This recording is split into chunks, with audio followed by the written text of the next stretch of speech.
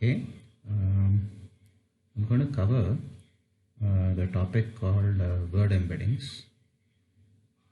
In specific, I will be covering word2vec in a bit detail. So, word2vec, and I would not really cover anything else, but I would just give some pointers on what are some of the advances on top of word2vec towards the end. Okay, so a little bit of background. So what are words? So words are part of a vocabulary.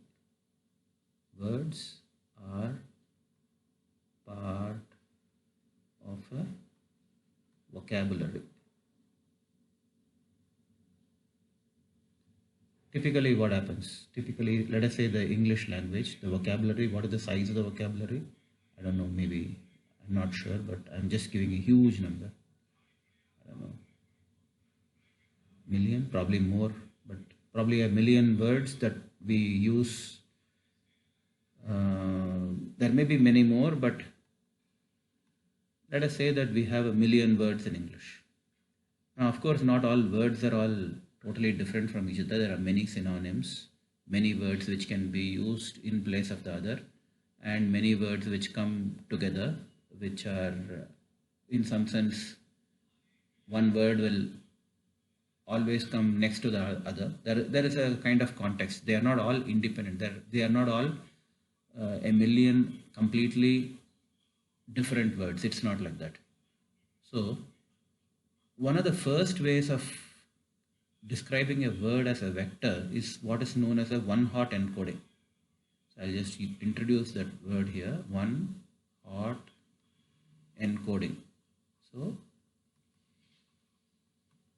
this is one of the probably the most naive ways of representing a word as a vector. So which means, let us say there are words W1, W2, W3, Wn, where n in this case is 1 million. I mean, I'm just giving an example of 1 million. Now let us say there are a million such words. Now one way to represent it as a vector is by saying that W1 is actually 1 and then 0, 0, 0, dot, dot, dot, 0. This is a vector. This vector is n-dimensional, where n is the number of words in the vocabulary. What is W2? It is 0, 1 in the second place because it is the second word, and then dot, dot, dot everywhere else. 0. And you can understand that Wn would have been 0, 0, dot, dot, dot, all the way 0 till the last nth dimension, which is 1. So this is called the one-hot encoding. Now in machine learning, when we want to represent a categorical variable as a vector, this is typically the first most naive way of representing a categorical variable as a vector. You do this one-hot encoding. So once it's done as a one-hot encoding, it is a vector. It can be fed into a neural network. You can do clustering, you can do training, you can do practically any of the usual algorithms that you perform once you have a vector, because ultimately you need vectors. You need vectors which are having double values to be fed into any kind of machine learning algorithm, whether it's a regression algorithm, logistic regression, linear regression, or neural network, whatever it is. So this is probably the most naive way. Now let us go to the let me try to move this a bit. Yeah. Okay. So I'm coming. So this is the first thing that we do with words. However, we want to do better. So why do we want to do better? Because we know, for example, that let us just think of two examples, push and pull. These are two words which are very similar. I mean, yes, they are antonyms, but they come together many times. So whereas any third word, which is, let me say, I don't know, let me say boy. Now you realize that push and pull are very closely related to each other, and neither of them is very closely related to boy. So in some sense, if you had a representation for word as a vector, the ideal scenario would have been, let us say this is a n-dimensional vector space. You would like to see push somewhere here, pull somewhere here, and boy somewhere far away. So this is should have been push, this should have been pull, and this should have been boy, which is really far away. But this is not what is happening. If you see in this scenario here, any two words are they are equidistant because they differ exactly at one place, the place where one of them is 1 and the other is 0, and the place where the other one is 1 and this is 0. So this is not the ideal situation. This is not how we would like a this is not how we would like a vector which is actually representing words to be. Okay, so we want to have a representation of words which actually gives a well-defined meaning to the words. Okay, so there are, okay, now I'll give you some more reasons why it's not good. Firstly, I mean, I already gave one reason, which is two words are as equidistant as any other two. Okay, so this is basically one of the first drawbacks of the one-hot encoding. Second drawback, it is too unwieldy. Why is it too unwieldy? We are dealing with a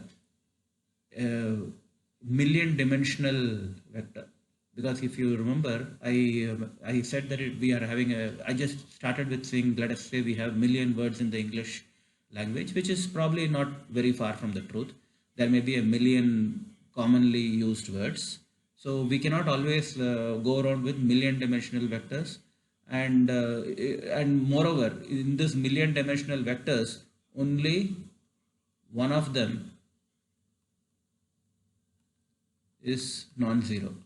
So we are actually wasting a lot of memory. I mean, we are practically, there is just information in one of the bits of this million dimensions, and yet we are going around with these million dimensional vectors. So there are these, I think this is a good probably background of why this one-hot encoding is not a great idea. Of course, we have to start with it. There is no other way. We have to start with one-hot encoding, but we need to quickly move into a representation where the relationship between words is more apparent. So that is the context for all these embeddings like word2vec, and then later on fast-tech, glove embedding. So there are many of these embeddings. Today we will go into word2vec in a little bit of detail. Okay, so now one more thing.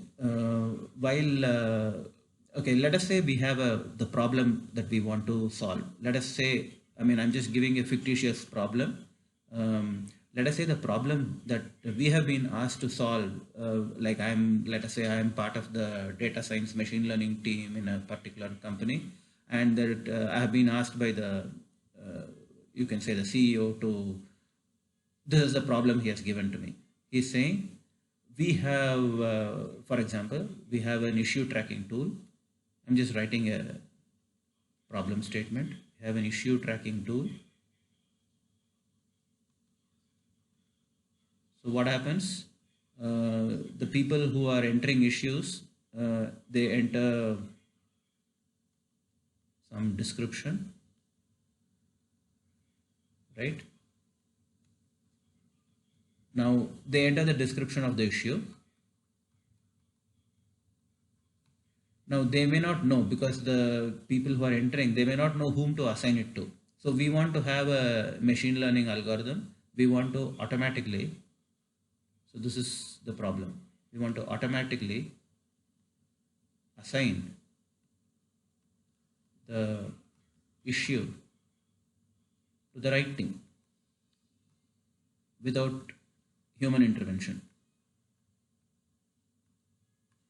So this is the problem that we have been asked to do. Now let us say this, to handle this problem, the CEO tells, see, you are a machine learning guru. So you have this natural language processing. So there is this description. So the description says, it has some statements, statement 1, statement 2, statement 3. I mean, it's describing the issue. And then we have around 10 different teams in the company which handle issues. So we need to assign this based on the issue. We need to assign it to the right team. So this is the problem we have. Now, typically in this kind of a problem, what would we do? We would try to look at the training data. So we have a training data where maybe we have around, I don't know, 1,000 such examples from past, right? Or maybe more, I don't know, but surely it's not going to be much bigger data sets. So we have such data, and then we use this data to, by looking at the description, by looking at whom it has been assigned to, we use this as the training data, and then we use it to predict for new issues where the description can be new.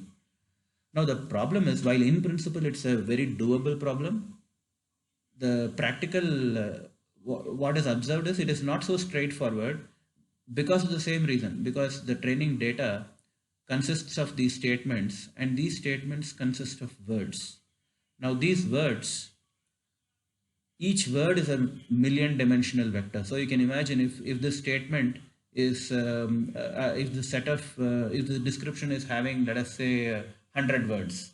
Now you have to deal with 100 into million dimensional vectors, 100 million dimensional vectors, and from these 100 million dimensional vectors you have to do the prediction of one of the 10 teams.